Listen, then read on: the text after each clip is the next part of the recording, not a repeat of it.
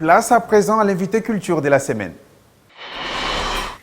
Invité culture de cette semaine, c'est un prodige de la culture que je reçois cet après-midi dans le cadre du journal La Culture. Enoch Bayua Divwenzolo, bienvenue.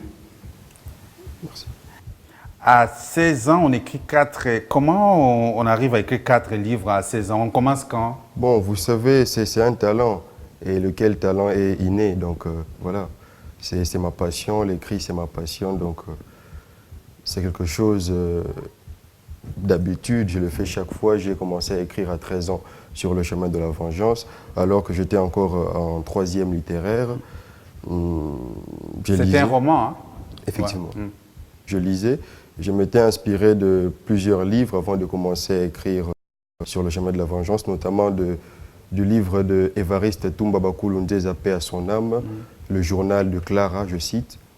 Et c'est ce qui vous a inspiré. Et dans ces premiers ouvrages, vous avez exploré ça se voit sur le chemin de la vengeance. C'était quoi en fait? Bon, j'essaye d'illustrer une réalité vitale, une réalité de la vie. Je parle d'une certaine vengeance, mais une vengeance qui ne se matérialise vraiment pas. J'ai juste essayé d'illustrer ce que je vois dans les communs de mortels. L'histoire parle d'un monsieur qui avait 2 petits frères, qui du reste ne l'aimait pas à cause de sa fortune. Et ces 2 petits frères conspirèrent contre lui pour le tuer, lui et son fils, pour hériter de sa fortune. Malheureusement, le fils et le père morts reviendront sous forme de la réincarnation pour se venger en quelque sorte, mais malheureusement, ils ne se vengeront pas enfin. Ils vont changer d'option. C'est pour cela que j'ai intitulé le roman « Sur le chemin de la vengeance ». Et je vois les deuxièmes ouvrages, vous avez directement retombé sur un carnet de poèmes, Navire poétique. C'est quoi en fait que vous avez exploré ici comme sujet poétique? Qu'est-ce qui vous a inspiré pour écrire cet ouvrage? Bon, vous savez, quand j'étais en train de conceptualiser sur le chemin de la vengeance, j'étais en train d'écrire certains poèmes. Comme ça me venait certaines inspirations, j'écrivais des poèmes. Et un jour, je me suis dit, pourquoi ne pas collecter tous les poèmes que j'ai conceptualisés et en faire une œuvre, un ouvrage poétique? Et c'est pour cela, quand j'ai collecté ces poèmes, et j'ai aussi rajouté certains poèmes, étant donné que chaque poème avait sa nature, je me suis dit, l'intitulé qui était venu était Navire poétique. Pourquoi navire? Parce que dans un navire, un adulte peut y accéder, un bébé peut y accéder, un jeune peut y accéder. C'est l'endroit où tout le monde peut se retrouver. Voilà, tout le monde peut y entrer. Et juste après, vous avez publié Dans la peau d'un grand. Ça, vous vous considérez déjà comme un grand. C'était cette année, en fait, en mars 2019, que vous avez sorti cet ouvrage. Bon, Dans la peau d'un grand, c'est à l'occasion des élections présidentielles. J'ai postulé à l'école, à l'Institut Bobo-Koli, comme président des élèves. Comme président des élèves. Vous avez gagné? Non, malheureusement, j'ai perdu. Un bon perdant, vous avez accepté la défaite? J'ai accepté la défaite et j'ai accepté de travailler avec celle qui avait gagné, c'était une fille.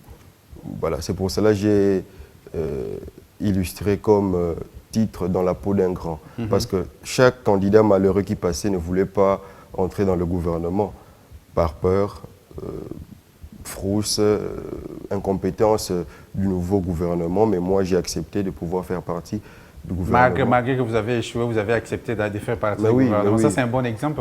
En fait. C'est pourquoi vous donnez les titres Dans la peau d'un grand. C'est en fait les parcours de cette élection dans l'école et vous êtes sorti perdant et après vous avez... En fait, c'est une leçon de vie que vous nous donnez là. Vous donnez aux adultes. Exactement. Donc, il faut qu'on accepte maintenant les résultats des élections. Et les élections doivent être justes. Alors, pour que quelqu'un accepte les choses.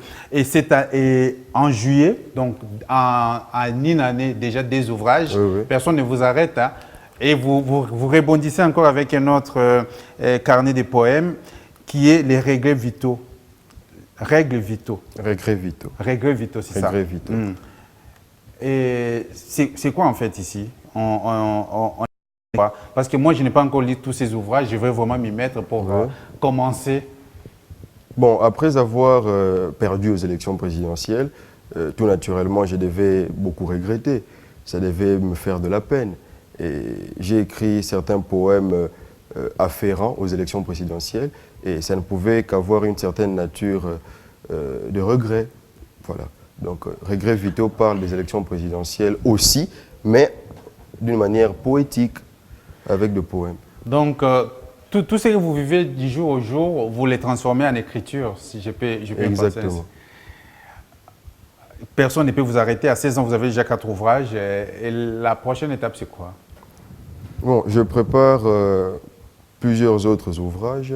Déjà, Les Flammes, qui sera certainement ma 5e œuvre après Regrets vitaux. Je ne pense même pas que ça fera encore 2 mois. Les Flammes seront là. Et Donc, vous n'allez pas jouer au foot, quoi. Quand les autres partent, vous jouez, vous bon, mettez à écrire. certains de mes amis me disent que j'ai perdu ma puérilité, quoi. J'ai perdu mon enfance, donc je ne fais que conceptualiser alors qu'eux sont en train de se divertir. C'est un petit peu ça. Mais c'est une passion pour moi. Ça vous plaît de ne pas aller avec des amis et rester dans la maison en train d'écrire, c'est ça? Mais oui, c'est une passion pour moi. J'écris. Et on va parler un petit peu aussi de comment ces ouvrages sont édités. C'est en fait vos parents qui vous aident à éditer ces ouvrages parce que vous n'avez pas un éditeur. Donc, les gens doivent vraiment s'intéresser à ce que vous écrivez. C'est une très bonne écriture. Moi, je lis un petit peu des résumés de ces ouvrages. Quel est le message que vous lancez aux gens qui peuvent peut-être être intéressés à vous éditer, à vous propulser en fait, avec les talents que vous avez? Bon, vous savez, je suis jeune comme écrivain et j'ai passé toute une année en train de courir dans des maisons d'édition renommées qui pouvaient me booster. Malheureusement, je ne faisais que suivre et malheureusement, ils n'ont pas honoré ma demande. Alors, j'étais lassé par la suite. Je me suis dit, je peux me booster de moi-même, spontanément comme ça, petit à petit. Mais quand j'étais allé à Mediaspol, si je me souviens très bien, ils ne croyaient pas qu'un petit de 13 ans pouvait conceptualiser déjà une œuvre. Bon, ça ne leur disait absolument pas. Donc, ils ne voulaient qu'avoir un revenu. Ils ne croyaient pas que mon œuvre pourrait être vendue. Donc, ils ont besoin de leur intérêt. C'est ça, c'est ce que j'ai compris avec Mediaspol. Ils sont capitalistes, en tout cas.